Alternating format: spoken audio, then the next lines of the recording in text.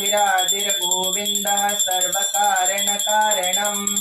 चिन्तामणि प्रकरसद्मसुकल्पवृक्ष लक्षाव्रतेषु सुरभिरभिपालयन्तम् लक्ष्मीसहस्रशतसम्भ्रमसेव्यमानम् गोविन्दमादिपुरुषं त्वमहं भजामि वेणुं त्वमरविन्ददलायताक्षम् बर्हावसं तमसिताम्बुदसुन्दराङ्गम् कन्दर्पकोटिकमनीयविशेषशोभम् गोविन्दमादिपुरुषं त्वमहं भजामि आलोलचन्द्रकलसद्वनमाल्यवंशे रत्नाङ्गदं प्रणयकेलिकलाविलासम् श्यामं त्रिभङ्गललितं नियतः प्रकाशम् गोविन्दमादिपुरुषं तमहं भजामि